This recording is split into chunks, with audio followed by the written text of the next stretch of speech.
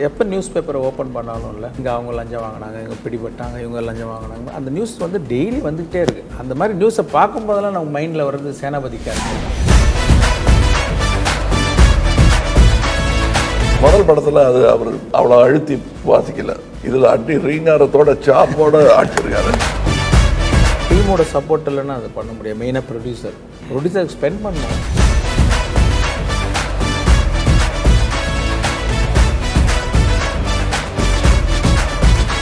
Sir பக்கத்தில் போயிட்டு ஒரு காட்சியை சொல்கிறது அவ்வளோ சாதாரண விஷயம் கிடையாது. நான் அதில் 100 கொஷினுக்கு ஒரு ஆன்சரோட தான் போய் நிற்பேன்.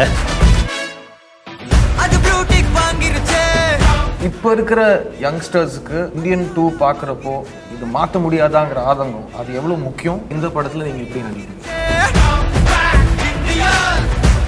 அவங்க யாரோ பண்ணுறாங்க அப்படின்னா நம்ம வீட்டில் நடக்குது, நம்ம தெருவில் நடக்குது, நீங்கள் என்ன பண்ணீங்கன்னு ஒரு கேள்வியை இந்த படம் வைப்பதான்னு நான் நினைக்கிறேன். Indian is back. Vanakkam and hello to everyone watching this. This is a chit chat with the men and the lovely lady behind the making of this film. It's going to be a free flowing chat and we're going to start by just quickly introducing who you're seeing in front of you. Director extraordinaire Mr. Shankar. Over 3 decades of blockbuster films talking about social concern and bringing out the best that Indian filmmaking can bring out in a very, very mass scale. And this is his latest creation. He's also working on 2 other films parallelly. This has never happened before in the history of the world. Indian 3 and Game Changer are the other 2 films he's working on. Thank you, Shankar sir, for joining us on this. To his right is one of the finest actors in the country, National Award winner, Samuthirakani, who's made a name for himself by becoming the people that he plays. He's an incredible empath and a wonderful actor. Thank you, Kani, for being with us. To my left, the wonderful Rakul Preet Singh, who's worked in languages across the length and breadth of India and has a fan following all of her own. Rakul, I'm very excited to be talking to you today. And in front of you, I'm Siddharth. I'm the interviewer for the day.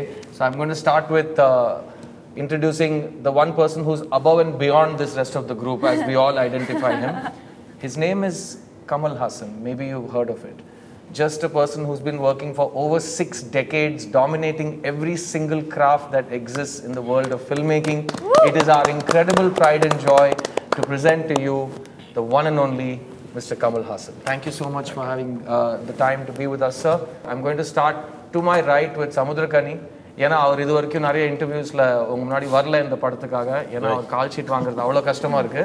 So கனி, நீங்களே சொல்லுங்கள் sir இந்த படத்தை பற்றி.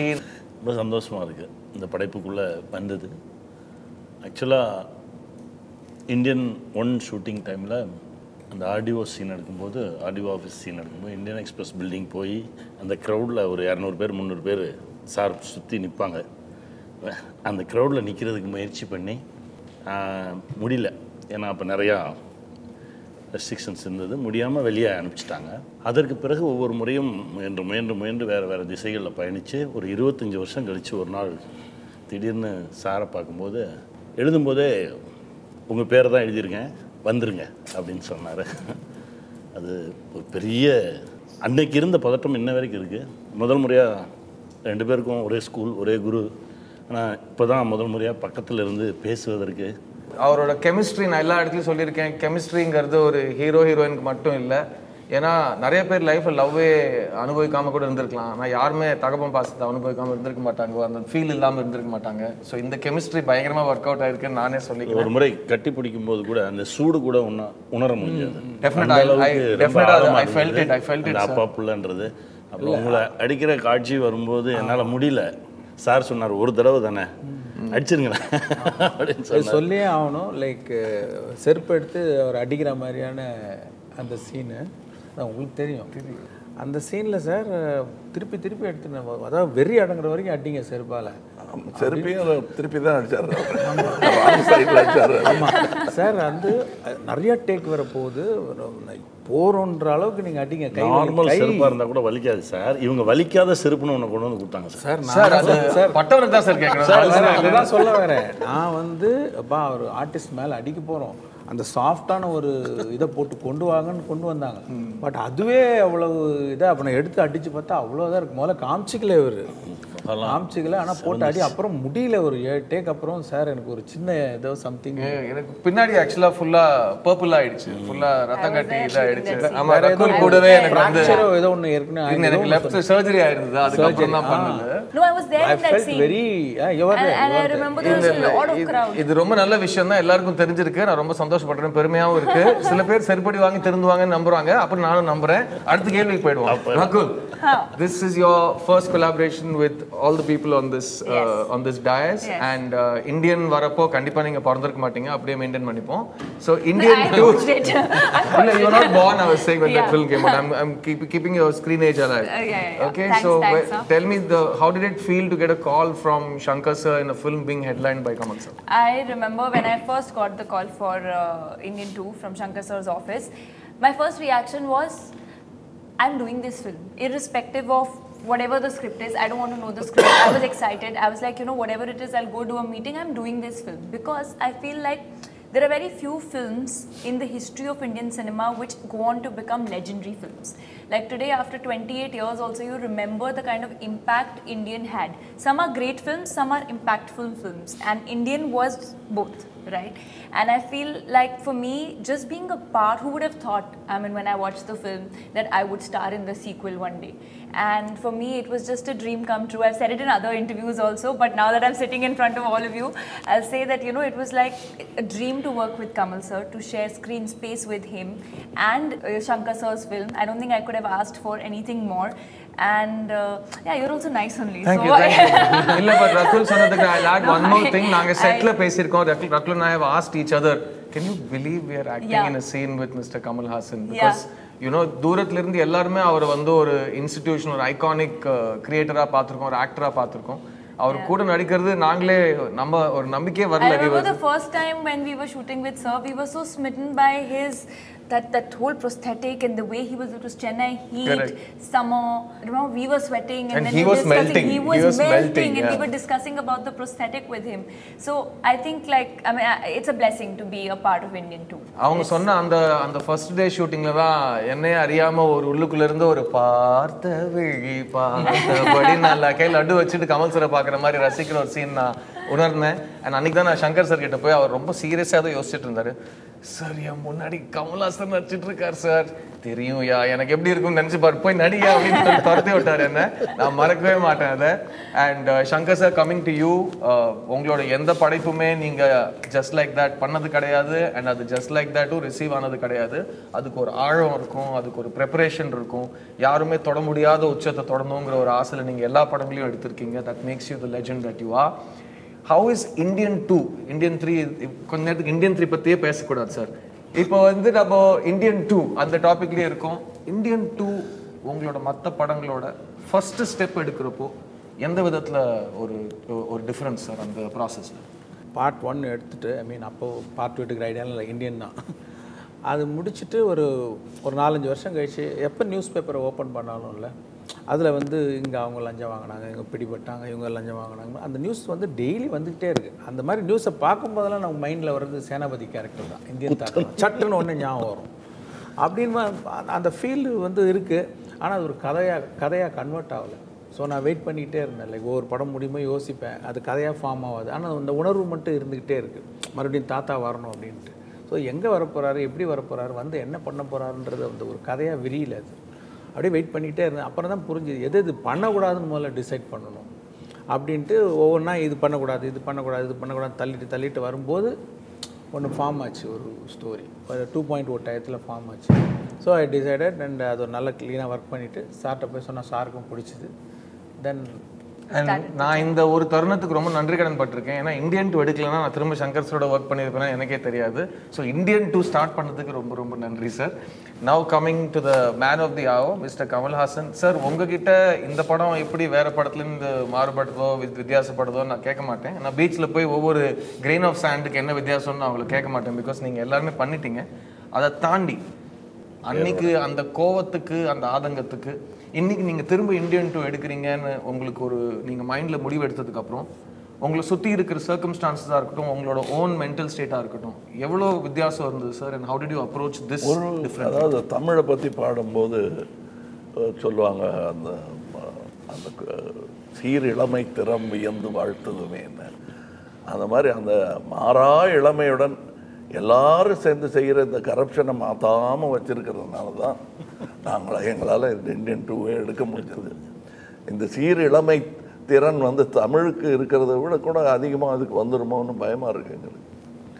அந்த மாதிரி அதை பாதுகாத்து வைத்திருக்கிற அரசியல்வாதிகளை மட்டும் சொல்கிறேன்னு நினைக்க வேண்டாம். நாம் எல்லாருமே இப்போ கேமராவில் திரும்பி இந்தியன் 1 இப்படி கை காட்டுறாரு, அது இப்படியும் காட்டிக்கலாம், இப்படியும் காட்டிக்கலாம். இப்போ அதுதான் we are refusing to take the responsibility of corruptionங்கிறத அவங்க யாரோ பண்ணுறாங்க அப்படின்னா நம்ம வீட்டில் நடக்குது, நம்ம தெருவில் நடக்குது, அதை பற்றி நீங்கள் என்ன பண்ணீங்க சார், படம் பார்த்தீங்க நல்லா இருந்தது, நீங்கள் என்ன பண்ணீங்கன்னு ஒரு கேள்வியை இந்த படம் வைப்பதான்னு நான் நினைக்கிறேன். முதல் படத்தில் அது அவர் அவ்வளோ அழுத்தி வாசிக்கல, இதில் அடி ரீங்காரத்தோட சாப்போட ஆடிச்சிருக்காரு. அதோடைய ஒரு ரிஃப்ளெக்ஷன் தான் அந்த செருப்படி.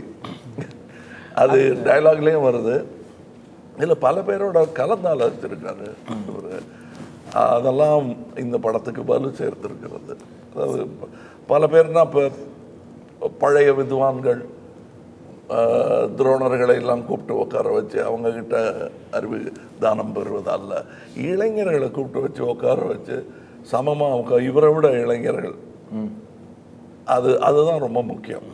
அது பண்ணதுனால தான் இன்றைக்கி என் தலைமுறைக்கு முன்னாடியும் ஆள் இருக்காங்க, என் தலைமுறைக்கு பின்னாடியும் சமுத்திரக்கணி மாதிரி ஒரே ஃபேமிலியிலேருந்து வெளியே வர்றாங்கன்னா அதுக்கு காரணம் அதுதான். நாங்கள் 2 பேரும் சந்திச்சதே கிடையாது, அது மாதிரி ஹலோ அவ்வளோதான் சொல்லுவோம். ஆனால் 2 பேருக்கும் ஒரே அப்பா தான். நீங்களும் சொல்லலை அதுக்கு அந்த கேபி சார் மாதிரி இருக்கணும்னு பேசுவாங்க, செய்ய மாட்டாங்க. ஏன்னா சின்ன பசங்க எப்படி பேசுவாங்களோ அப்படின்றதுக்கு முன்னுதாரணமாக நானும் இருக்கேன், நீங்களும் இருக்கீங்க. அதனால் பயப்படுவாங்க கொஞ்சம், ஏதோ அதிக பிரசித்தரம் பண்ணுவாங்க. ஆனால் அதை பற்றியெல்லாம் யோசிக்காமல் எத்தனை 2 பேரா 3 பேர் ஒர்க் பண்ணியிருக்காங்க உங்க கூட. இதில் ஆமாம் 3 பேர், ஜெயமோகன், கபிலன். அது ஒவ்வொரு லாங்குவேஜுக்கும் அந்த மாதிரி யூஸ் பண்ணியிருக்காரு. Which is that is the only way industry will grow. இந்த பழைய ஓல்டு கேக்ஸ் அப்படிங்கிறது நீங்கணும்னா இந்த மாதிரி பெருந்தன்மை வரணும். இதை நான் வேற எந்த இன்டர்வியூன்னு சொல்லலை, அது இது very important. So wherever it is, people think it is a very tight knit industry and it's very difficult. He said that in a 200 crowd he was trying for an opportunity to be one among the junior artists in the crowd. He didn't get an opportunity. Then he wrote his name first. There's a Hindi proverb, dane dane pe likha hai khane wale ka naam. And நம்ம சாப்பிட்ற ஒவ்வொரு அரிசியிலையும் நம்ம பேர் எழுதியிருக்குன்னு ஒரு பழமொழி இருக்கு. அந்த பேரை எழுதிட்டார் அவர். அப்படி எழுதினதுனால தான் நீங்கள் ஒர்க் பண்ணுறீங்க. அந்த மாதிரி ஆட்கள் இருக்கணும் இண்டஸ்ட்ரியில். அப்போ இதை பார்த்துட்டு இருக்கிறவங்கள எத்தனை பேர் இந்த மாதிரி இன்டர்வியூ கொடுக்க போகிறாங்களோ அதை நான் நினச்சி பார்க்குறேன். நான் தேங்க்யூ கமல் சார். சங்கர், சில பேர் கேள்வி கேட்குறாங்க, லஞ்சம் மாதிரி விஷயங்கள்லாம் இப்போ ஒரு பெரிய விஷயமே இல்லையே, அப்போது ஒரு 25 வருஷத்துக்கு முன்னாடி இருந்தது, இப்போ எல்லாரும் ஒன்றும் பெரிய விஷயமா எல்லாரும் ரொம்ப ஆபத்தானது நான் ஃபீல் பண்றேன். செமிச்சிட்டாங்க சார். ஜீரணம் பண்ணிட்டாங்க. அதில் இன்னொரு விஷயம் நான் திருப்பியும் அடிப்பேன். அது இந்த போர்டை எப்படி வேணா திருப்பி விளையாடலாம், கேரம் போர்டு மாதிரி. காந்தி காலத்துலலாம் யார் சொன்னா அப்போ வாங்கலன்னு, காந்தியை விட்டுருங்க, அந்த மாதிரி ஒரு 100 பேர் தற்கொலைக்கே ரெடியாக அரசியல் இறங்கினவங்க தான் அவங்க. இன்றைக்கும் அப்படி தான் இருக்குது அரசியல். ஒரு லிரிக் கூட வரும் sir, sorry to interrupt you, அநியாயம் பழகிடுச்சுன்னு ஒரு லிரிக் வருது, come back Indian song. So அந்த மாதிரி எல்லாம். ஆமாம் சார், ஒரு கவர்மெண்ட் ஆஃபீஸ் போனோம் அப்படின்னா அப்பாவே பையன்கிட்ட காசு கொடுத்து அனுப்புகிறார் சார். நீ அங்கே போய் பியூன்ட்டு அதை கொடுத்தேன்னா இது நடந்துடும், இங்கே நீ அவங்க கொடுத்துருவாங்க. ஏன்னா இது பழகிட்டாங்க, இதை ஒத்துக்கிட்டாங்க அவங்க. ஆல்சோ சினிமா கூட அதை திரும்ப திரும்ப சொல்லி அது ஒரு ஜோக்கு மாதிரி ஆகிட்டாங்க. தொட்டில் முதல் தொடுகாசு மட்டும் எங்கெல்லாம் இல்லை அப்படின்றதுல எல்லாரும் ஆடியன்ஸுக்கு சிரிப்பாங்க. அப்புறம் அது பழைய ஜோக்காகி அதுக்கு சிரிக்காம கூட விட்டு இந்த அளவுக்கு லஞ்சம் நம்ம கூட அப்படியே காற்று மாதிரி கலந்துருச்சு. உருவின்றி உலகாளும் காற்றே போல் நம்ம ஆளும் லஞ்சம். For you, Rakul, you know that corruption is still a burning issue in India, and this new generation thinks that why are we making films about corruption? What is your take on this? Have you addressed it as an actor when you performed this character? Because in the படத்துல Rakul வந்து நானும் Rakul யாரோ கேட்டிருந்தாங்க இந்த படத்துல பெண்களுக்கு என்ன role இருக்கு அப்படிங்கிற விஷயத்துல வந்து புரட்சிக்கு ஜெண்டர் கிடையாது, அது வந்து ஜெண்டர் நியூட்ரல். ஸோ போராடும் போது நீங்கள் ஆனா பெண்ணான்னு யோசிக்காமல் நமக்கு போராட தோணும், அதுதான் புரட்சியோட முக்கியமான ஒரு விஷயம். So this revolution and the idea of bringing justice through protest, how much of it is it part of you as an individual, as an actor? Completely. If I share it, so my dad's from the army, right? And I've always been very close to the system, the way of functioning, you know, hearing these stories. So when I was a kid, I used to always say, you know, when I grow up, I'm going to this is really funny, but I used to say, and I was 5 or 6 years old, so please don't like take me on it, but I used to say, I'm going to shoot all the bad people when I'm 60 years old, and then after that, if I go to jail, it's fine, you know, anyways, I'm going to die. So that's the kind of revolutionary mindset I've had since I was a kid. And I feel it's amazing if through films, see, films are the biggest medium, right, of consumption. And I feel if through entertainment, if through that platform, we can voice out issues, it's like showing a mirror. It's like telling everyone that, you know, you can't just crib about what's existing, but take charge. And I think films like Indian create that impact. That's what I was saying. Very few films leave that impact. And I think we have that through Indian too, very well said in the film. So I'm completely for it. And I think films are the best medium. So idhile enna theriya varuduna chinna vayasla Rakul na perusai senapati ava poren kanavu kandirukanga. I want to grow up and kill all the bad people and I'm 60 years old. Yeah. So avanga Indian 1 la vara senapati da avangaloda life goal ah irundhirukku. So Indian 2 la vara senapati அந்த senapati கிட்ட இருந்து அத பத்தி நான் ஒரு விமர்சனம் நானே பண்ணியிருக்கேன். இந்தியன் 1 பற்றி சொல்லும்போது இது பெடஸ்ட்ரியன் ட்ரீம், இது நடக்கக்கூடிய காரியமே இல்லை. ஆனால் இந்த ட்ரீம்லேருந்து தான் ரியாலிட்டியை நம்ம பண்ண முடியும். இது பண்ண முடியாது, இது குற்றம், அதுக்கு ஒன்றும் பண்ண முடியாது. அந்த அளவுக்கு கோபம் வருது இல்லையா? போய் சொன்னால் நாக்க வெட்டி போட்டுருவேன்றது அப்பா நாக்க வெட்ட போகிறது இல்லை எப்பவும். பட் அந்த அளவுக்கு கோபம் இருக்குங்கிறத காட்டணும் இல்லையா? அதைத்தான் இதில் காட்டியிருக்கோம். இது வாழ்க்கை முறையாக இருக்கவே முடியாது. அதுக்கு அடுத்த கட்டம் என்ன?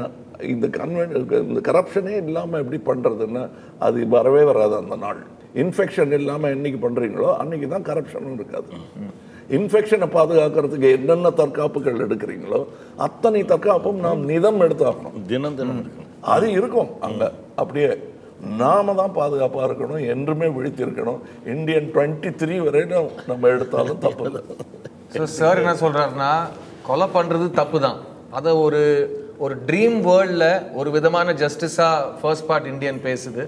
ஸோ அதை பார்த்துட்டு ஃபுல்லாக இது நடக்கும்னு நம்புகிறவங்க எப்படி 102 வயசில் சேனாபதியால் பண்ண முடியும்னு ஒரு கேள்வி கேட்குறீங்க. ஸோ அந்த ட்ரீமுக்கான பதில் 102 வயசில் Senapathi what is he doing, what is his ability? ஏன்னா என்னுடைய வயசு எனதல்ல. இப்போ நான் நான் சந்தித்த பெரியவர்களை பாலச்சந்திரன் உதாரணத்துக்கு சொல்லலாம், அல்லது ஒவ்வொரு ஆள்கிட்டேருந்தும் இவர்கிட்டேருந்தும் கூட நான் செட்டில் இருந்து பாடம் கற்றுக்கிட்டு தான் இருக்கேன். ஒரு செட்டில் இவ்வளோ கயாசு நிலவும் செட்டில் அமைதியாக எப்படி உட்காந்துருக்கிறது அப்படிங்கிறத ஃபஸ்ட்டு கற்றுக்கணும். ஏன்னா அதுக்கு நேர் ஆப்போசிட் நம்ம வாத்தியார். அதாவது அவருடைய பிபியை அப்படி பாப்பா உனக்கு கொஞ்சம்னு கொடுத்துருவாங்க. அவர் நமக்கெல்லாம் பிபி வந்துடும். அதுக்கு நேர் எதிர்மாறானதை இன்னொரு தலைமுறையிலிருந்து கற்றுக்க முடியுது. அப்படி பார்க்கும்போது சேனாபதியோட வயசு 170 வரல இருப்பார். ஏன்னா 1000 வயசு அது எல்லாத்தையும் சேனாதிபதி அவராகவே இருக்க வேண்டிய அவசியம் இல்லை. அந்த குணாதிசயத்தை கொடுத்து விட்டால் சேனாதிபதி சிரஞ்சீவி. நம்ம தெலுங்கு சிரஞ்சீவி கோச்சிக்க போறாரு, அவர்கிட்ட பர்மிஷன் இருக்கேங்க, அவர் பேரை யூஸ் பண்ணலாம். நான் கரீனா, அடுத்த கேள்வி உங்ககிட்ட வரேன். நீங்கள் ஒரு ரைட்டர், ஒரு சிறந்த டிரெக்டர், நீங்கள் நிறைய ஹிட் படங்கள், கல்ட் படங்கள் நடிச்சிருக்கீங்க. உங்களோட படங்களும் சீக்குவலுக்கு ஒரு நாள் வரும். ஆனால் இந்த பாயிண்ட் ஆஃப் வியூவில் ஒரு ரைட்டராக, ஒரு டைரக்டராக ஒரு சீக்குவல் எடுக்கிறப்போ உங்களுக்குள்ள என்ன மாதிரி டவுட்ஸ் வரும், என்ன மாதிரி ஜாகிரதைகள் நீங்கள் எடுத்துப்பீங்க, நீங்கள் யோசிக்கிறீங்க? ஸோ அந்த மாதிரி ப்ரெஷர்ஸ் உங்களால் ஃபீல் பண்ண முடியுதா இவ்வளோ பெரிய ஒரு ஃப்ரான்ச்சைஸ்க்கு? தினம் செட்டில் பார்த்துக்கிட்டே இருப்பேன். எவ்வளோ அந்த மெனக்கடல் இருக்குல்ல, எவ்வளோ கவனமாக கையாளுறாரு. நம்ம பேசியிருக்கோம் நிறைய நாள். தினம் நான் ஒரு உதவி இயக்குனர் மாதிரி தான் பார்த்துட்டே இருப்பேன். அவர் எழுதின அந்த காட்சியை கையாளும் விதமே எனக்கு அவ்வளோ பிடிச்சிருக்கும். அதில் ஒரு அழகாக ஒரு கிராஃப் போட்டு, ஏன்னா இப்போ ஒரு சில படங்களுக்கு நம்ம போகும்போது நான் யாரையும் குற்றம் சொல்லலை, ஒரு எல்லாம் சுற்றி வராங்க, எல்லா இடத்துலையும் ஒரு 30 ஆக்சஸில் ஆக்ட் பண்ண வேண்டியதாக இருக்குது. கத்துற காட்சியாக இருந்தால் கூட நீ எதை வைப்பீங்கன்னு சொன்னீங்கன்னா நல்லா கத்திடலாம் அப்படின்னா கூட, இல்லை சார் அது இப்போ சொல்ல முடியாது, நீ கத்திருங்க அப்படின்னு தான் சொல்கிறாங்களே தவிர, அதுக்கப்புறம் அண்ணன்ட்ட பார்க்கும்போது கரெக்டாக இந்த இடத்துல இந்த ஆக்சஸில் தான் ஷார்ட் வரும், இல்லைன்னா இது பேலன்ஸில் இருக்கும், இன்னொரு நாள் எடுப்போம் அப்படின்னு சொல்லி நான் சொன்னேன். ஒவ்வொரு காட்சிக்கும் நீங்கள் போடுற அந்த வரைபடத்தை வச்சு ஒரு புக்கு போடலாம் அப்படின்னு நான் கேட்டேன். போங்க அப்படின்றாரு. அது அவ்வளவு நேர்த்தியாக அந்த கையாண்ட விதங்கள், இதற்கான ஆய்வு, எப்போ எந்த விஷயம் கேட்டாலும் அதற்கு சரியான ஒரு பதிலோட இருக்கிறது இருக்குல்ல. ஒரு முறை என்கிட்ட சொன்னார், சார் பக்கத்தில் போயிட்டு ஒரு காட்சியை சொல்கிறது அவ்வளோ சாதாரண விஷயம் கிடையாது, நான் அதில் 100 கொஸ்டினுக்கு ஒரு ஆன்சரோடு தான் போய் நிற்பேன் அப்படின்னு சொன்னார். ஏன்னா ஒரு கேள்வி கேட்கும்போது அதற்கு சரியான பதில் சொல்லிட்டோன்னா அதுக்கப்புறம் திரும்ப நம்ம மேல் நம்பிக்கை வந்துடும்ல. அதற்கு தான் ஒவ்வொரு இயக்குனருமே போராடுவது. அதான் சொல்லுவார், இப்போ ஒரு 100 கொஸ்டின் நானே கேட்டு 100 ஆன்சர் நானே ரெடி பண்ணி வச்சுட்டு எல்லாத்துக்கும் தயாராக போய் நிற்பேன். எனக்கு இதெல்லாம் தான் அண்ணங்கிட்ட இருந்து எடுத்துக்கிட்டது. அவர் சொல்கிறது பார்த்தா ஒன்று தோணுது சார், அந்த காலத்தில் நீங்கள் இந்தியன் 1 எடுக்கிறப்போ செட்டில் நிறைய பேருக்கு, முக்கால்வாசி பேருக்கு நீங்கள் என்ன எடுக்கிறீங்கன்னு ஃபுல்லாக புரிஞ்சுக்கிறதுக்கு வாய்ப்பே கிடையாது. பிகாஸ் உங்களையும் கேமராமேனையும் தவிர யாருமே ஆக்சுவலாக படத்தில் வரப்போகிற அந்த மேஜிக்கை மைண்டில் பார்க்கல. இப்போ நம்ம எடுக்கிற படங்களில் செட்டில் இருக்கிறவங்க எல்லாருக்குமே மானிட்டர் தெரியுது, அவங்க எல்லாருமே கருத்து சொல்கிற ஒரு கரெக்ஷன் சொல்கிற ஒரு மூடில் இருக்காங்க. ஆடியன்ஸில் சின்ன பசங்களுக்கு விஎஃப்எக்ஸ்னா என்னன்னு தெரியுது, ப்ராஸ்தட்டிக்னா என்னன்னு தெரியுது, அவங்களும் ரீல்ஸில் பேட்டை கிளப்பிட்டு இருக்காங்க. இந்த சேஞ்ச் ஆஃப் ப்ராசஸில் உங்களோட ப்ராசஸ் இவ்வளோ இன்புட்ஸ் வர்றப்போ நீங்கள் உங்களை எப்படி ப்ரொடெக்ட் பண்ணிக்கிட்டு உங்களோட விஷனை ப்ரொடெக்ட் பண்ணுறீங்க? இல்லை, அதை மைண்டில் எடுத்துக்க வேண்டியதான். ஏன்னா இப்போ சோஷியல் மீடியா வந்துருச்சு. இப்போ இந்த ஜெனரேஷன் எதை லைக் பண்ணுறாங்க, அவங்க எப்படி ரியாக்ட் பண்ணுறாங்களோ நம்ம சுற்றி பார்த்துட்டு, நம்ம வீட்டில் பசங்க இருக்காங்க, ஸோ அவங்களெல்லாம் ஸ்டடி பண்ணிக்கிட்டே இருக்காங்க. அதுவும் சேர்ந்து தான் ஸ்கிரிப்டுக்குள்ளே வரும். முன்னெல்லாம் நாடக நடிகர்கள்லாம் கூட சொல்லுவாங்க, உங்களால் சினிமாக்காரங்களுக்கு இதெல்லாம் தெரியவே தெரியாது, you will never enjoy the live பர்ஃபார்மன்ஸோட ப்ளஷர் உங்களுக்கு தெரியாதுன்னு. கிட்டத்தட்ட அந்த 2 கோடை மீட் பண்ணுற தருணத்துக்கு வந்துட்டோம். கிட்டத்தட்ட லைவாக என்ன சொல்கிறாங்கங்கிறது ஒரு காட்சியை சொன்ன உடனே அப்ளாஸும் வருது, கமெண்ட்டும் வருது, கிரிட்டிசிசமும் வருது. இதை வைக்கலாமே வேணாம்ங்கிற டிசிஷன் பண்ணுற அளவுக்கு கூட டைம் இருக்கு. இட்ஸ் பட் எல்லாத்துக்கும் கேட்டு பயந்துக்கிட்டு சொல்லிட்டு இருந்தோம்னா கவிதையும் வராது, கனவும் வராது, படமும் வராது, கதையும் வராது. கரெக்ட். கமல் சார் 6வது வயசுலேருந்து ஒரு விஷயம் பண்ணிங்கன்னா நீங்கள் வந்து ஃபுல்ஃபில்டாக பண்ணியிருக்கீங்க, அது ஒரு எக்ஸலண்ட் ஸ்டேஜுக்கு எடுத்துகிட்டு போயிருக்கீங்க. ஸோ உங்களால் பண்ண முடியாததுங்கிற விஷயங்கள் அது உங்களுக்கு மட்டும்தான் தெரியும், the challenges that you want to accept.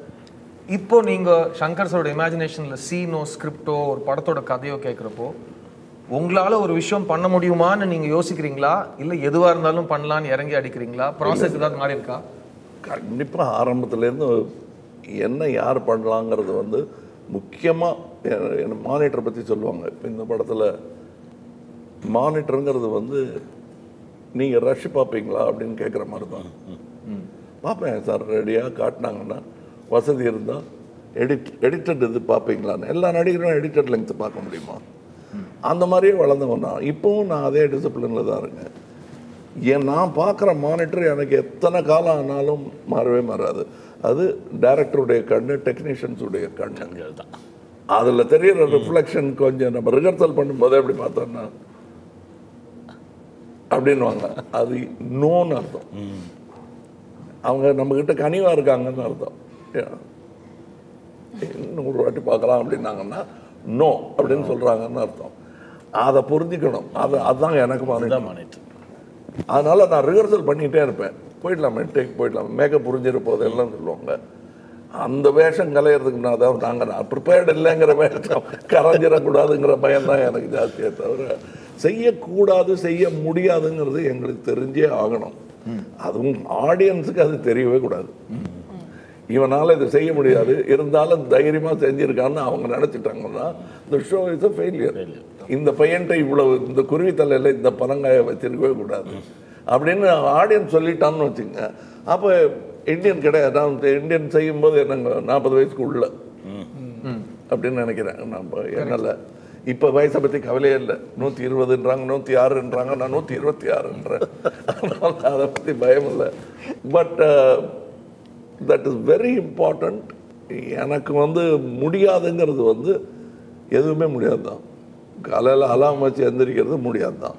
முடியணும்னு நினச்சா அதுக்கு எல்லாம் உதவி வேணும். ஆனால் அடிக்கிறதுக்கு முன்னாடி எந்திரிச்சிடும் நினச்சா அது வெவ்வேறு இடத்துல இருந்து வெவ்வேறு தொழில்நுட்ப இதில் வந்து அவங்க யூஸ் பண்ணியிருக்கிற டெக்னீஷியன்ஸ் எண்ணிக்கை முந்தியெல்லாம் தியேட்டரில் அவ்வளோ கூட்டம் இருந்தாலே போதும் படம் வெற்றின்னு சொன்ன அளவுக்கு செட்லேயே இருக்குது. நீங்கள் ஆரம்பிக்கும் போதே 200 பேரில் இருந்ததில் எனக்கு இடம் கிடைக்கலன்னு தானே சொல்கிறீங்க. சினிமாவில் டிக்கெட்டு கிடைக்கல, நடிக்கிறதுக்கே டிக்கெட்டு கிடைக்கல. அந்த மாதிரி இருக்கக்கூடிய இடத்துல எத்தனை பேர் எத்தனை விஷயத்தை கவனிச்சுட்டு இருக்காங்க. அதெல்லாம் என்னுடைய ஸ்ட்ரென்த்தாக நான் எடுத்துக்கிறதே கிடையாது. அவங்களுடைய ஸ்ட்ரென்த்தெல்லாம் நான் யூஸ் பண்ணி பரிமளிக்கிறேங்கிறது தான் உண்மை. அது மாதிரி நிறைய டெக்னீஷியன்ஸ் இதில் வேறு காட்சிகள் அதெல்லாம் நீங்கள் பார்த்து எப்படி எடுத்தாங்கன்னு ஆச்சரியப்படுறது தான் எங்களுக்கு சந்தோஷம். மேஜிக் ஸ்டேஜுக்கு பின்னாடி போகக்கூடாது. போனால் கைக்கு பின்னாடி ஒழிச்சு வச்சிருக்கிற கார்டு இங்கே இருக்கிற விஷயம் எல்லாம் தெரியும். அதனால தான் பதறாரு அவர் ஒவ்வொரு முறையும். வேணாம் திருப்பி பற்றி பேசாதீங்க இப்படி கை காட்டிக்கிட்டே இருப்பார் சைடில் இருந்து. சங்கர் சார் உங்ககிட்ட வரேன். உங்ககிட்ட இந்த படத்தில் இல்லை எந்த படத்துலையும் ஒரு டெக்னீஷியன் வந்து சேர்றாங்கன்னா நீங்கள் என்ன பண்ண போகிறீங்கன்னு அட்லீஸ்ட் ஒரு யூகமோடு வந்திருப்பாங்க. அதையும் தாண்டி நீங்கள் பிரம்மாண்டத்தையும் ஸ்கேலையும் அழுத்தத்தையும் ஒரு படத்துலையும் ஏற்றிட்டு வரீங்க. இந்த படத்தில் அவங்க கூட ஒர்க் பண்ண டெக்னீஷியன்ஸ், பிகாஸ் சங்கர் சாரோட இமேஜினேஷன் வந்து அவரோட இமேஜினேஷனுக்குள்ளே எல்லாரும் நம்பிக்கையோட கை வச்சு ஒவ்வொரு ஹெட் ஆஃப் டிபார்ட்மெண்ட்டும் அதை வெளியில் எடுத்துன்னு வந்து அதை பெருசாக ஓவர் 6 years டு ஃப்ரூஷன் கொண்டு வரும். ஸோ இந்த படத்தில் ஒர்க் பண்ண தொழில்நுட்ப கலைஞர்கள் ப்ளஸ் நீங்கள் இது வரைக்கும் யூஸ் பண்ணாத டெக்னாலஜி இந்த படத்தில் வாட் எக்ஸைட்டட் யூ அதை பற்றி சொல்லுங்கள். இல்லை இப்போ எல்லாருமே தான். இப்போது ரவிவர்மன் பார்த்தீங்கன்னா இப்போ அவர் வந்து ரொம்ப சூப்பராக லைட் பண்ணுவார், ரொம்ப ஃபாஸ்ட்டாக லைட் பண்ணுவார். பட் இருந்தாலும் இன்னும் கொஞ்சம் ஏதாவது ஒன்று எக்ஸ்ட்ரா இருந்தால் நல்லா இருக்குமே அப்படிங்கிறதுக்காக அவர்கிட்ட சொல்லுவேன். நான் வந்து ரவி நீங்கள் ஒரு வர்மம் போடுங்க. அவர் தாத்தா மட்டும்தான் போடுவார். நான் வர்மமா, நீங்கள் ஒரு ஒளி வர்மம் போடுங்க அப்படின்னு சொல்லுவேன் அவர்கிட்ட. அவர் புரிஞ்சுக்குவார். சரி ஏதோ இன்னும் எதிர்பார்க்குறாரு. டக்குன்னு ஒரு 2 லைட்டை வைப்பார். சொன்ன உடனே டக்குன்னு அந்த மேஜிக்கை கொண்டு வந்துடுவார். இதுதான் இது ஒளிவர்மம் இல்லை, ரவிவர்மம். அது பொறுமை எல்லாருக்கும் வேணும். அதாவது ஒரு காட்சியை நாங்கள்லாம் ரிஹர்சல் பண்ணும்போது ஒரு குதிரை ஒன்று நிற்க மாட்டேன்னு போயிடுச்சு.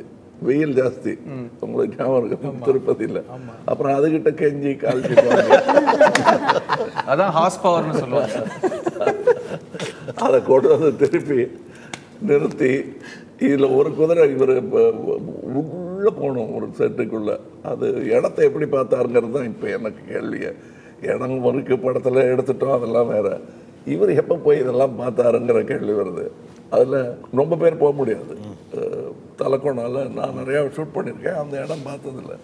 எங்கேயா போயிட்டே இருக்கீங்கன்னு நடந்துக்கிட்டே இருக்காங்க. கூட எங்கள் கூட இருக்கிற எக்யூப்மெண்ட்லாம் தூக்கிட்டு வர்றதுக்கு குதிரை ஒன்று ஏற்பாடு பண்ணியிருந்தாங்க. அது மயக்கம் போட்டு விழுந்துருச்சு. நான் என்னுடைய வாழ்நாளில் பார்த்தது கிடையாது. குதிரைக்கு பிஸ்கட் கொடுத்துட்டு உட்காந்துருந்தேன் நான். அதாவது அவ்வளோ ஓட்டி ட்ரிப் அடிச்சிருக்கேன். அந்த ஒரு காட்சி அது படத்தில் கொஞ்சம் நேரம் தான் வரும். அது மாதிரி நிறைய காட்சிகள் நிறைய பேர் ஒர்க் பண்ணியிருக்காங்க. இதெல்லாம் நம்ம கஷ்டத்தையே சொல்லிகிட்டு இருக்கக்கூடாது. கடைசியாக அந்த தியேட்டரில் ஒரு அப்ளாஸோ ஒரு சூழ் கொட்டுறாங்கன்னா அப்படின்ட்டாங்கன்னா அது எத்தனை குதிரை பண்ணா மயக்க போடுறதுக்கு ரெடி. சங்கர் சார், இந்த படத்தோட பாடல்கள், because you are one of the best music video directors in the world. So இந்த படத்தில் கேலண்டர் சாங்கான லொக்கேஷனாக இருக்கட்டும், கம்பேக் இண்டியனில் இருக்கிற எடிட்டிங் பேட்டர்னாக இருக்கட்டும், நம்ம கதரல் சாங்கில் இருக்கிற ஸ்கேல் அண்ட் அந்த யூத்தோட ஒரு எக்ஸைட்மெண்ட்டும் உற்சாகமும் இருக்கட்டும், இந்த படத்தோட பாடல்கள் பற்றி நிறைய டிஸ்கஸ் பண்ணுவோம். Because it's going to you created a legend with Indian 1. So in this film, music, how important is it? It's important in all your films, but this film, what does it do and what can the audience expect? இல்லை எல்லாமே ஸ்கிரிப்டை base பண்ணி தான். Like இப்போ வந்து சேனாபதி திரும்பி வரணும் அப்படின்போது ஒரு கம்பேக் இண்டியன் ஒரு சாங் ஒன்று வருது. ஏற்கனவே நிறைய பாட்டுனா இத்தனை படங்களில் பாட்டெலாம் வந்திருக்கு. அதுலேருந்து இது எப்படி வித்தியாசப்பட போகுது, இது என்ன கேட்குது இந்த பாட்டு, ஸோ அதை எப்படி பெஸ்ட்டாக கொண்டு வரலாம் எல்லா சைட்லேயும். லைக் ஆர்ட் டிபார்ட்மெண்ட் சைட்லேயே ஆகட்டும், மியூசிக்கு, லிரிக்ஸு, காஸ்டியூம்ஸு, எல்லா பக்கமும் யோசிக்கும் போது கொஞ்சம் கொஞ்சமாக அது விரிஞ்சு அது கரெக்டாக ஒரு ஷேப்புக்கு வருது. ஸோ இப்போ இதை பார்த்திங்கன்னா இந்த கம்பேக் இண்டியன் சாங் வந்து ஆக்சுவலாக மாண்டேஜாக வரும். அப்புறம் தாத்தா வராருன்ற அந்த சாங் தான், அந்த சாங் தான் இவர் வரணுங்கிறதுக்காக ஒரு சுச்சுவேஷனில் போடுற ஒரு பாட்டு.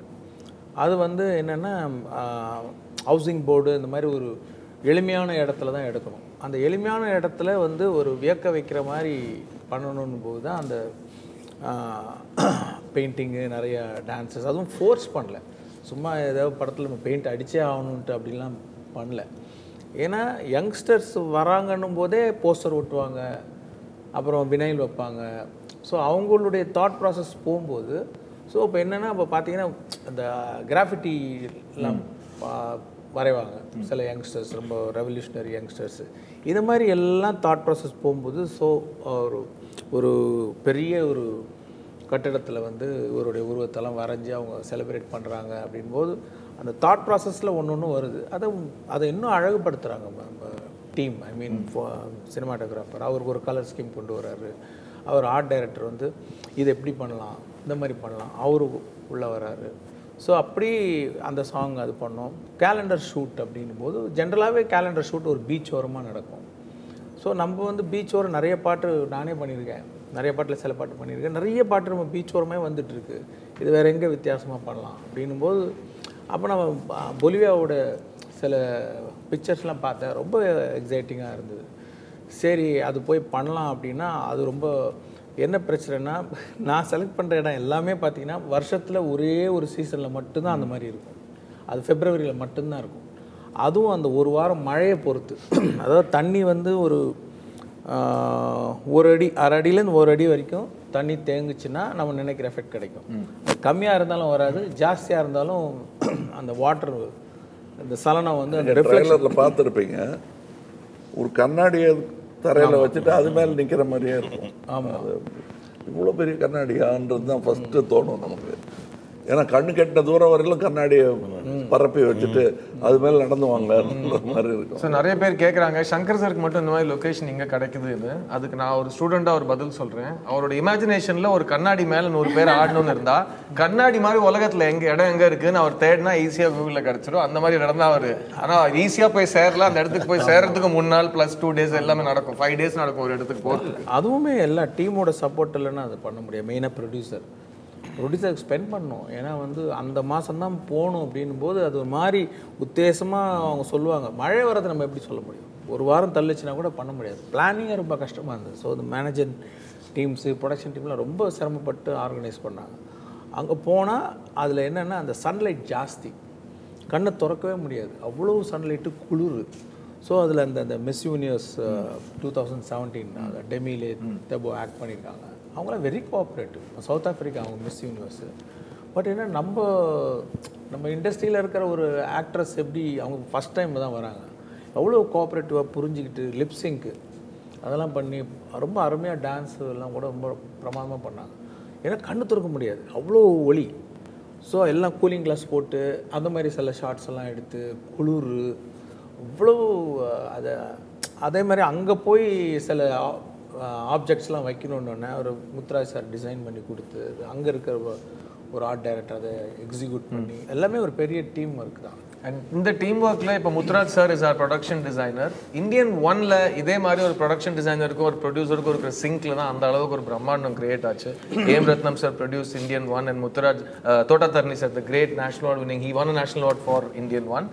அண்ட் அந்த மாதிரி இப்போ வந்து முத்துராஜ் சாரும் லைக்காவும் இருக்காங்க. So it's a huge undertaking for a producer. And sir, Lyca Patti and how this whole project has been handled, and today we have Red Giant and Lyca presenting for us. இல்லை அவர் நிறையா பேட்டிகளில் சொல்லியிருக்காரு, கேட்டு நான் தான் இந்த படத்தை எடுக்கணும்னு வற்புறுத்தி வந்த ஒரு விஷயம் வந்து அது வந்து ஏற்கனவே இந்தியன் 1 பார்த்துருக்காரு. அதனால் நம்பி இந்த படத்தை நான் எடுக்கிறேன்னு சொன்னார். ஒரே வார்த்தையில் முடிச்சிடலாம். ஆனால் இந்த இந்தியன் எதிர்கொண்ட பல சிக்கல்கள், கோவிட் உள்பட, இத்தனைக்கும் நடுவில் நான் ஃபோன் போட்டு புரட்டுவாங்கன்னு வர்றது போக இந்த முடிவை எடுத்தால் தான் இதுக்கு என்ன பண்ணலாம் சொல்லுங்கன்னா நீங்கள் 2 பேர் சேர்ந்து முடிவு எடுத்துருங்க. ஸ்டாண்ட் பை இட்டுங்கிறது வந்து வெறும் செக்கை எழுதி போடுறது இல்லை, அதற்கான பலன்களை அனுபவிக்கிறதுக்கு. எங்கள் பொலிவியாமா ஓகே அது என்ன எத்தனை அது கேட்க மாட்டார், நல்லா வரும்ல அப்படின்னு. ஃபோட்டோ பார்த்தது இது மாதிரி இன்னும் வேறு ஏதாவது இருக்கா நம்ம படத்துலன்னு கேட்குற அந்த உற்சாகம் வந்து பணத்தை விட முக்கியமான ஒரு விஷயம். நாங்கள் இந்த நேரத்தில் ஏஎம் ரத்னம் அவர்களை பற்றி பேசாமல் இருக்க முடியாது. ஏஎம் ரத்னம்ங்கிறவர் வந்து படம் எடுக்கும்போது ஒவ்வொரு ரூபாயும் எண்ணி பார்த்து தான் செலவு பண்ணோம். அப்போ நான் முதல்ல பிரசாத் ஸ்டுடியோவில் உட்காந்துட்டு, சார் மேக்கப்பு இதெல்லாம் வேண்டாம் சார், நானே மேக்கப் மேன் அப்படின்னு தான் ஆரம்பித்தார் அவர். அது சரி சார், ஆனால் அது எங்கேயோ போயிடுச்சு அந்த கலை, இந்த மாதிரி இருக்குது அந்த மாதிரி இருக்குன்னு சில ஃபோட்டோஸ் எல்லாம் காட்டின உடனே ஒன்று எனக்கு ஏஜெண்ட்டாக மாறிட்டார் அவர் டைரக்டர்கிட்ட. சார் இப்படியே பண்ணிடலாம் சார்னு எனக்காக அவர் பேசிக்கிட்டு இருந்தார். அதை இழுத்து விட்டுக்கிட்டோமே தவிர நானே ஏண்டா சொன்னோங்கிற அளவுக்கு சிக்கல்கள் அதில் ஒவ்வொரு விஷயத்துலையும். ஹேர் ஸ்டைலில் இருந்து அது ஷூட்டிங் டைம், அவர் சரி இப்படி லொக்கேஷன் பார்த்துருவார், இந்த கண்ணாடி மாதிரி பச்சை பசையில் இருக்கிற இடத்துல நட்ட நடுவில் ஒரு வீடுன்னு. சரி வீடு இருக்குது, அந்த பச்சை பசையில் இல்லை, பச்சை பசையில் இருக்குது வீடு இல்லை. சரி பச்சை பசையில் இருக்கிற இடத்துல வீடு போட்டிருக்கலாம் அப்படின்னா 120 ஏக்கர் 4 திசையிலும் இருந்தால் தான் இவர் எதிர்பார்க்கிற பச்சை வரும். அதுக்கு நடுவில் லொக்கேஷனுக்கு போய் சேர்றதுக்கு 1 மணி நேரம் படப்பையில் அந்த மாதிரி இடமெல்லாம் இருக்குன்னே தெரியாத அளவுக்கு ஒளிஞ்சி இருக்கு அந்த இடங்கள். அந்த இடத்துல மேக்கப் போடுறதுக்கு 1 மணி நேரம் ட்ராவல் பண்ணி போட்டது வேஸ்ட்டு. ஏன்னா நிற்க போகிறது வந்து 5 மணி நேரமோ 4 மணி நேரமோ. அங்கேயே மேக்கப் ரூம் போட்டாங்க. வீடு போடலாங்கும் போது மேக்கப் ரூம் சேர்த்து போட்டு. ஸோ அப்போ படுக்கிறது எங்கன்னா அப்போ கொஞ்சம் சீக்கிரமாக தான் எழுந்திரிக்கணும். கொஞ்சம் சீக்கிரம்னா 2:30 மணி 2:30 AM எழுந்திரிச்சு, அது எந்த நேரத்தில் ஏஎம் ரத்னம்னு பேர் இந்த படம் பூரா ஏஎம் கால் ஷீட்டு தான் எனக்கு. அதில் கூட வர கதாநாயகிக்கும் அந்த வேஷம் எங்களுக்குள்ள ஒத்துழைப்பு வேணும். ஏன்னா நான் சாப்பிட போகிற நேரத்தில் அவங்க மேக்கப் ஆரம்பிப்பாங்க. நான் 2:30 மணின்னா அவங்க வந்து 3:30 மணிக்கு வரணும், இல்லை நான் 2:30 மணின்னா அவங்க 1:30 மணிக்கு. இப்படி ஏதோ ஒரு 1 மணி நேரம் வித்தியாசத்தில் 2 பேரும் வரணும். 2 பேரும் கிட்டத்தட்ட 1/2 மணி நேரம் வித்தியாசத்தில் செட்டுக்கு வந்தாங்க. இது ஒரு நாள் ஷூட்டிங் இல்லை. அந்த மாதிரி இதில் இன்னும் நம்ம வசதி வந்ததும் உட்கார்றதுக்கு சேர் வந்ததை விட இன்னும் என்னென்ன பிரச்சனை இருக்க கொண்டு வச்சுக்கலாம்னு செலக்ட் பண்ணி வச்ச மாதிரி அவ்வளோ சிக்கல்கள். ஒரு எக்யூப்மெண்ட், புது எக்யூப்மெண்ட் மொக்க போட்டு அதை கொண்டு வந்து யூஸ் பண்ணலான்னா அதில் இருக்கிற நேரம் அப்படிலாம் நீங்கள் சினிமாவில் அப்படி போயிடும் அது. பட் அதை ப்ரிப்பேர் பண்ணுறதுக்கு, அது பண்ணுறதுக்கு, அதில் டயலாகு, அதில் ஸ்டண்ட்டு, அதில் ஒரு டைமிங், இதெல்லாம் பண்ணும்போது அது நிஜமாகவே மாயா பஜார்னு ஒரு படம் எடுத்தாங்க. இந்த ராட்சசன் அப்படி லட்டெல்லாம் எடுத்து சாப்பிட்ற மாதிரி. அது ஒவ்வொரு லட்டையும் ஒவ்வொரு ஃப்ரேம் நடத்து கேமராவை நடத்தியிருக்காங்க. கிட்டத்தட்ட அந்த மாதிரி ஒர்க்கு தான் 1 டர்ன்னு சொல்லுவாங்க. அந்த படம்லாம் பண்ணும்போது சிங்கீதம் ஸ்ரீனிவாசராவ் மாதிரி இருக்கிற டைரக்டர்ஸ் எல்லாம் அந்த அசிஸ்டன்ட் டைரக்டர். இன்னைக்கு இதை பற்றி இன்னொரு 10-15 வருஷம் கழிச்சு கதை சொல்லுவாங்க. அவ்வளோ சிக்கல்கள் நிறைந்த, இத்தனைக்கும் தோள் கொடுத்த லைக்கா. அது மட்டும் இல்லை, ஒரு படத்தை நம்ம தான் நினச்சிட்டு இருக்கோம், ஏன் இவங்களுக்கெல்லாம் இப்போ தோணலையா இந்த மாதிரின்னு. எவ்வளவு சிக்கல் வரும், எவ்வளோ இடைஞ்சல் வருங்கிறது வெளியே இருந்து பார்த்து சொல்ல முடியாது. களத்தில் இருக்கும்போது எவ்வளோ பெரிய அர்ஜுனனாக இருந்தாலும் காண்டிபத்தை கீழே வச்சிருவோம். அங்கே ஒரு ஆள் வந்து கீதோபதேசம் செய்யணும் அவனுக்கு. அந்த மாதிரி பல நேரங்கள் இதில் வந்திருக்கு. எனக்கு இவரும் நிறையா படம் பண்ணியிருக்காரு, நான் நிறையா படம் பண்ணியிருக்கேன். இவ்வளோ சிக்கல்கள் எல்லா திசையிலேருந்து வந்தது இதுதான் நினைக்கிறேன் நான். இவ்வளோ நீளமாக அவர் படம் எடுத்ததும் இல்லை. இவர் சொன்ன மாதிரி ஒரே நேரத்தில் 2 படம் இவர் பண்ணதும் கிடையாது. இப்போ இன்னைக்கு பிஸியஸ்ட் ஆக்டர் டைரக்டர் எங்கள் 2 பேர் அடிபடுது. அதுக்கு நாங்கள் பொறுப்பு இல்லை. கோவிட், இயற்கை, நல்ல பொறுமையுள்ள ப்ரொடியூசர்ஸு, டிஸ்ட்ரிபியூட்டர்ஸு, இதை கரெக்டாக கொண்டு போய் சேர்க்கறதுக்கு வேண்டிய டிஸ்ட்ரிபியூட்டர்ஸ். இப்போ இங்கேயும் திருப்பதி பிரசாத் அவர்கள் இருக்கிறாங்க. அவங்கெல்லாம் ஒவ்வொரு தூண்கள் இந்த இதுக்கு. அங்கே வந்து ரெட் ஜெயண்ட்ஸ் இருக்காங்க. பென் மருதாருங்கிறவங்க வந்து அங்கே நார்த்தில். பேன் இண்டியன் மூவிங்கிறது வெறும் பேனா பேப்பரில் வராது, அது வெறும் பென் இண்டியன் மூவி தான். பேன் இண்டியன் வேணும்னா இத்தனை பேர் முட்டு கொடுக்கணும், தோல் கொடுக்கணும். இந்த ஜாகர் நாட்டுன்னு வெள்ளைக்காரன் ஒரு வார்த்தையை நம்மக்கிட்ட இருந்து திருடிட்டு போயிருக்கான். அந்த ஜாகர் நாட்டுங்கிறது ஒரிசாவில் வரும் ஜெகநாத ரதம் இருக்கிறது இல்லையா, அதுதான். அவனே பார்த்து வியந்திருக்கான். என்னையா அது இவங்கெல்லாம் அடிமைகளை ஆக்கிடலாம் ஈஸியான்னு நினச்சிட்டு இருக்கான், இவன் இப்படி ராக்கெட் சயின்ஸ் மாதிரி ஏதோ பண்ணுறானேங்கிற வியப்பில் அந்த வார்த்தையை எடுத்துகிட்டு போயிட்டாங்க. அந்த ஜாகர் நாட்டு அந்த மாதிரியான ஒரு ஜாகர நாட்டுறாங்க. ஜெகநாத ரத சக்கரால் வஸ்துன்னாய் So நீங்க கேட்டீங்க 28 years முன்னாடி இந்த படத்துக்காக எடுக்கப்பட்ட முயற்சி கஷ்டம் எல்லாமே அதுக்கான வந்த ரிசல்ட் அந்த பொறுப்பு இன்னைக்கு 28 years later the two people who made it all those years ago have come back. I will also let you know that there are 3 actors in this film who have dubbed in all the 3 languages in their own voice. So it's a true pan-Indian film. Thank you Kamal sir for inspiring us. Thank you for giving us all this giant scale. Shankar sir, thank you for believing in us. Kani, thank you for your time. Rakul, it was a pleasure working with you. Thanks everyone. Thank you.